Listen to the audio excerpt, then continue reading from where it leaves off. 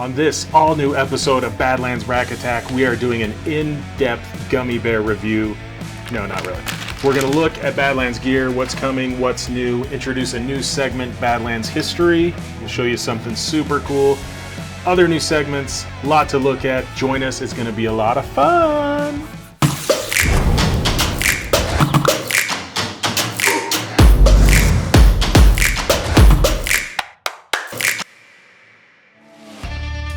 Hello and welcome to Badlands Rack Attack.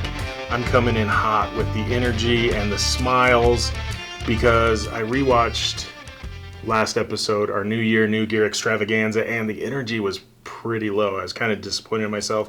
I blame Skip for that because he scheduled the shoot for earlier in the morning than I'd like, and it takes me a minute to warm up. So this is a sugar-free watermelon Red Bull today in place of my normal Dr. Pepper, and we'll get into the reasoning for that. But wanted to start this episode with a comment from the last episode, which I do read every single one of those and try to respond to as many of them as possible.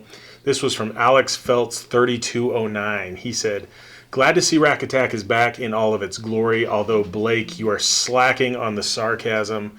Looking forward to some gripes for sure. Cheers."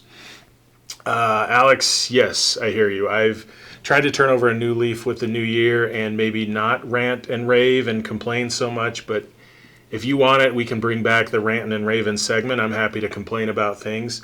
And I'll start with, we just wrapped up our travel season and hit all the trade shows. We've been all over the place. The whole team here has been spread across the country, which has been great, seeing people at consumer shows. We're NWTF, Great American Outdoor Show, just wrapped up the Hunt Expo here in Utah. Super cool, but traveling is among the worst things possible, specifically air travel these days. Just people are ornery, airports are crowded, and I don't know, I probably have all the same gripes and complaints that everybody else has, but it's just, to me, it's the crowders that make the whole air travel thing just worse and worse every time I go. It starts with bag security. People are crowding that.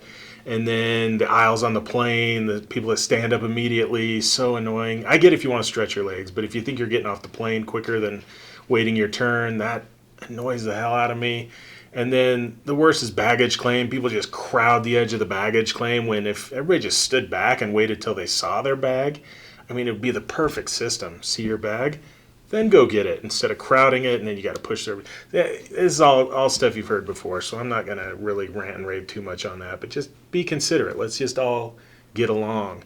But more, I wanted to kind of complain about just getting old. I mean, is anybody else watching, did you like hit 40 and then you just can't stay in shape anymore and everything started hurting? I mean, I have tennis elbow in both elbows, so bad in one arm I can barely lift a cup of water, and just working out doesn't pull the pounds off like it used to. So I'm once again on my roller coaster ride of trying to dump weight. The boys and I just scheduled a golf trip for Myrtle Beach in late April, so I'm going to try to drop 30 pounds in the next 2 months before that trip. So if anybody wants to go on that weight loss journey with me, let me know. So hence the ditching the Dr. Pepper and pulling out the sugar-free Red Bull.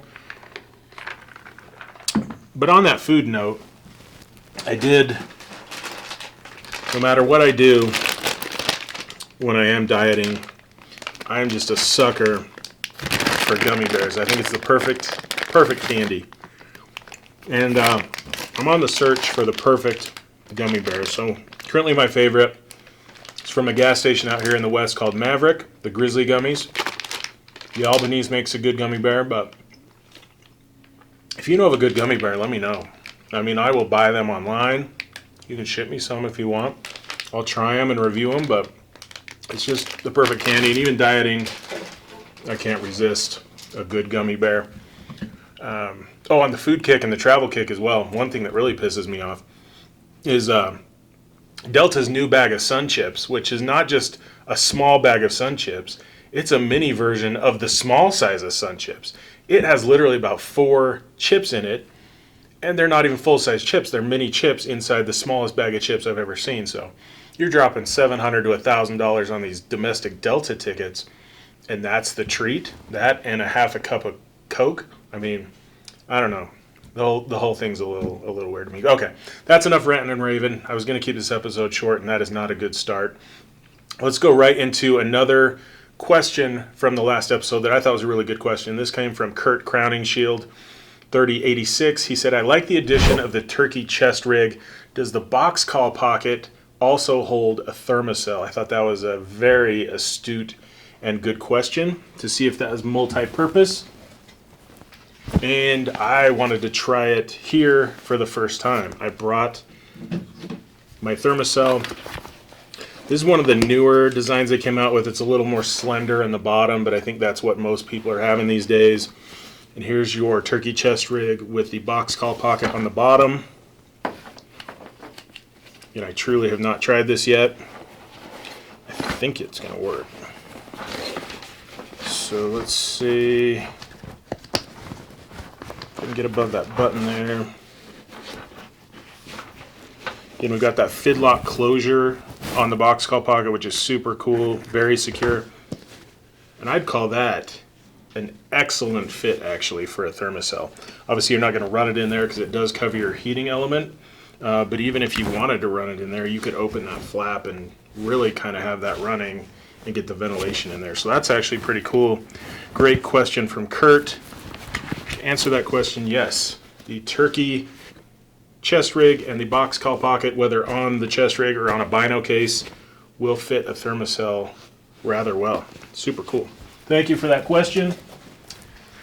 That's what Rack Attack is here for, after all, to answer your questions, show you gear, tips and tricks, all that stuff. Oh, while I was on gear, I always want to try to show you things you can't see elsewhere, sneak peeks, things coming soon. Maybe not the most exciting addition to the product line we've ever had, but we're growing our travel options. We have Badlands packing cubes coming out. So it's going to be a set of 3, zippered for expansion, so this thing will expand out.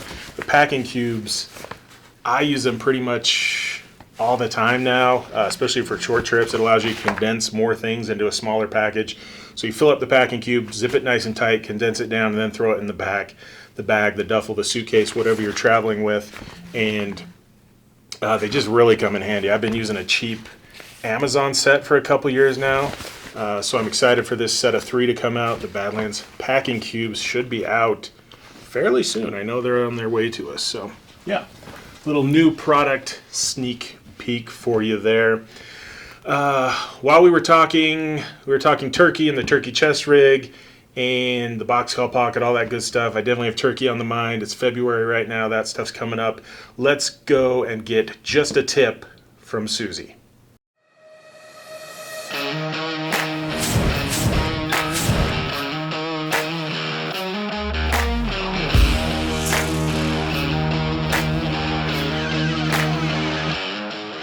What's up, Badlands Nation? This is Susie with Just a Tip.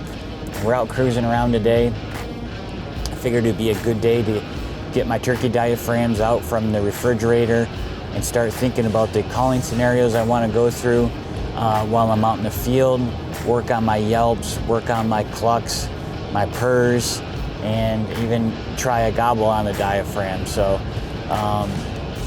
the truck is a great place to practice. It's a great place to help build your confidence, so that way when you're in the field, you've already done all your practicing and you're going to be confident when when you have that bird gobbling. You'll know different scenarios. You've gone through them in your head. So I'm going to walk through some yelps and some clucks, and then I'm going to add those in and just kind of show you a little bit of the calling scenario I go through when I'm on stand.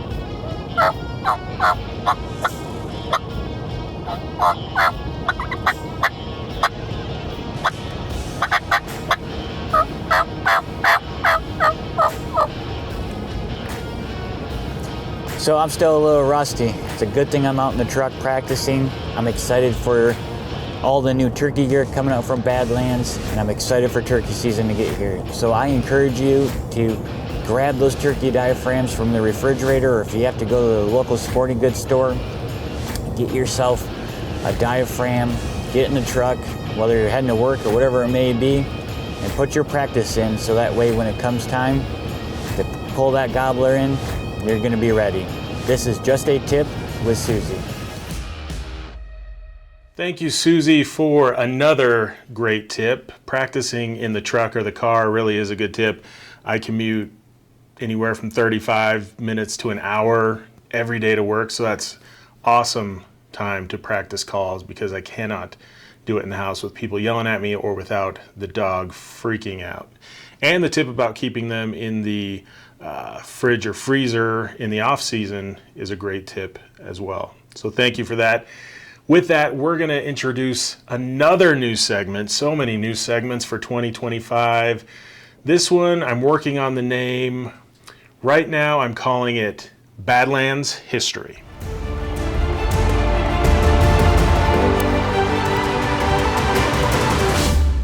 Welcoming for the first time to Badlands Rack Attack, Zach Crawford, our National Sales Manager Extraordinaire and our resident Badlands historian.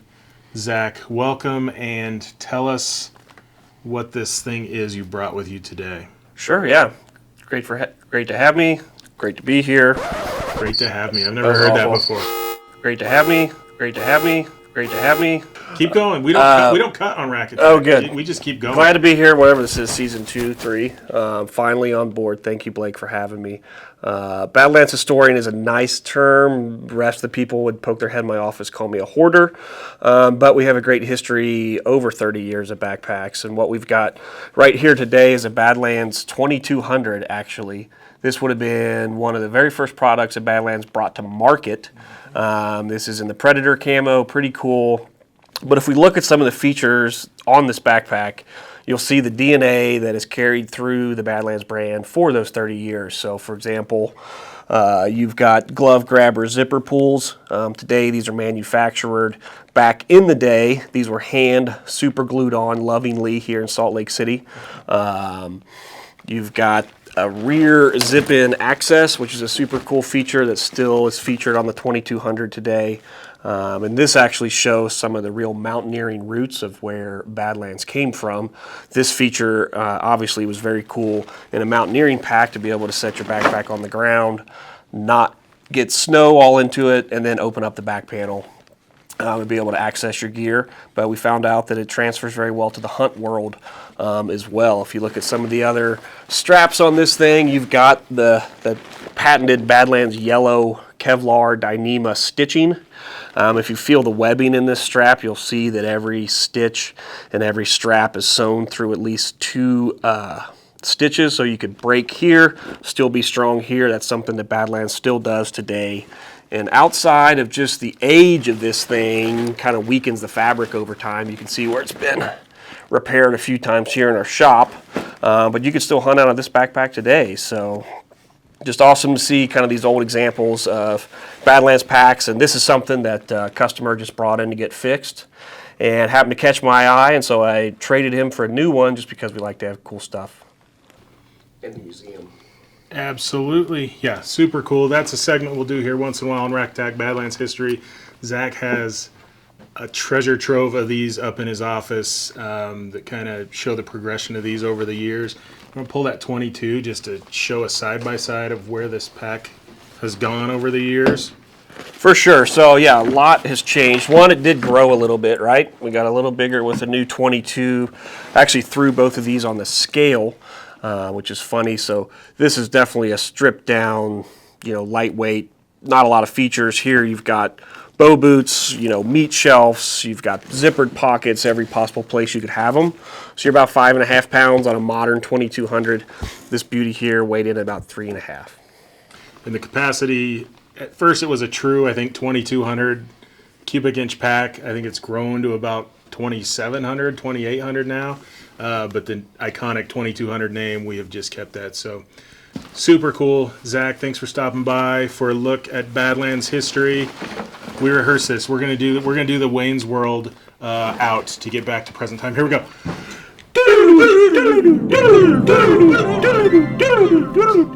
Through the magic of cinema and editing, Zach is gone. I'm back on my own. If you didn't catch the Wayne's World reference, then I feel bad for you that you haven't experienced Wayne's World in all its glory. I suggest checking it out for our younger audience if you haven't seen it. Next, we're going to move on to, I've been wanting to try our on-the-spot segment again, where we call an unsuspecting person for an on-the-spot interview.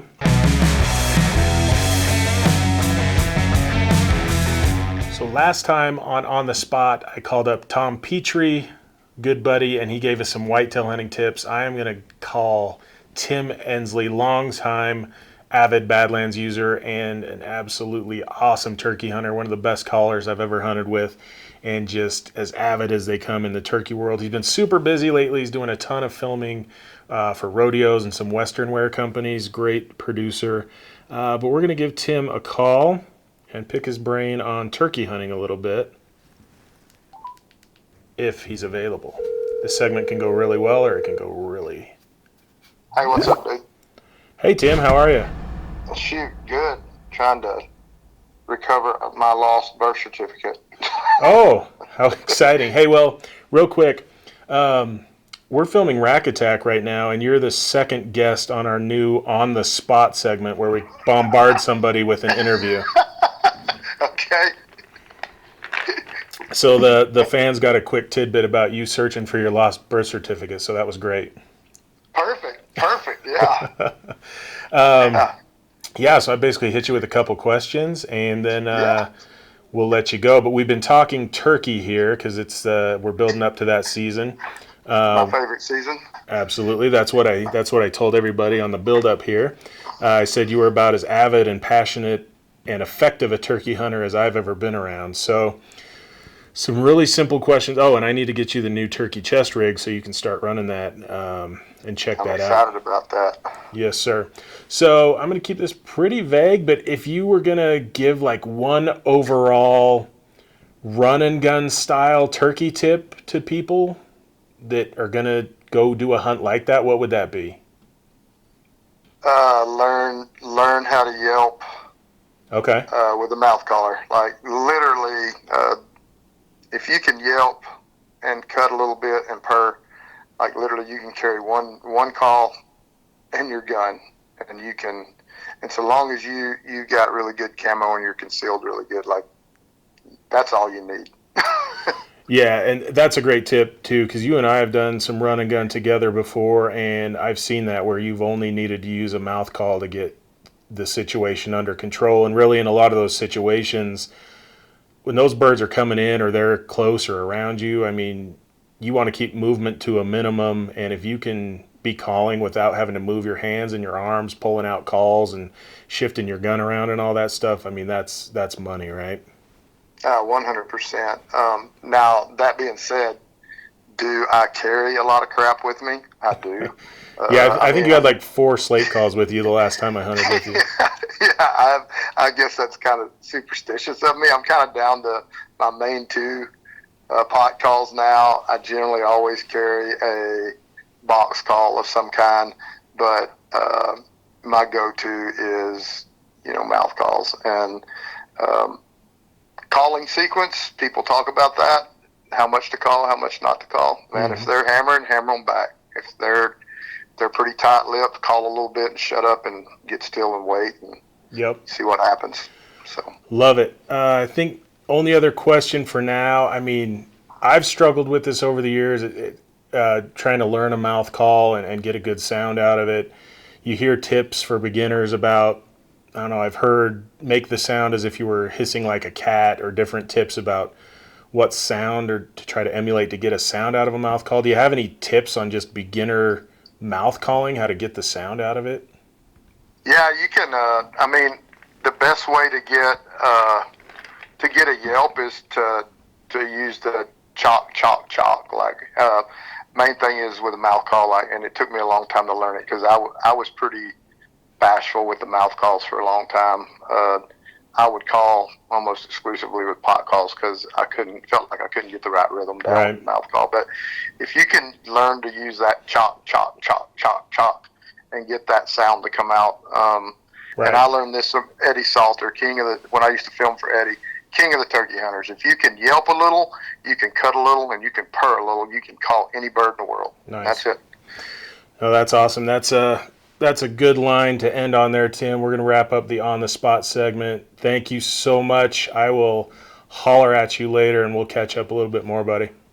Sounds great. I'm going to get back on my birth certificate. All right. Good luck, man. Later. Thanks, Tim. Bye.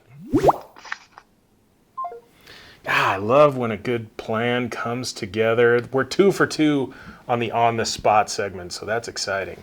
I'm almost curious when we'll get our first no call and see how we handle that. But we've crammed a lot into this episode, a new history segment, On the Spot, just a tip with Susie, so many things. We're going to wrap this up with our giveaway segment. In the last episode, we promised to give away one of the brand new turkey chest rigs along with the entire Hunt Shape apparel lineup. That winner was chosen from a comment in that last episode, and it was Jason Arnett 7716, and his comment was, "Just here for the giveaways." He was brutally honest, and in this case, it paid off. You're the winner, Jason. You were here for the giveaways, and you have won the giveaway. So hit us up at our Badlands Rack Attack email here on the screen, and we will get that set up for you. Congratulations. And I'm not saying the way to win future giveaways is to just say, here for the giveaways. I will probably never pick another one like that. So keep up with the good comments, the questions, the gear questions, the suggestions for segments. All that is awesome stuff in the comment section. This week's giveaway, in honor of the 2200 pack that Zach showed us classic, we're going to give away a brand new 2200 pack to a lucky winner. Again, the way to do that is hop into the comments of this episode, leave a comment, suggestion, happy message, hunt story, whatever it may be. We'll pick a lucky winner to win the 2200 pack. I think that's about it. It's getting close to the end of the day here. Gonna wrap some things up. And hope you had a great time. We'll see you on the next episode of Rack Attack.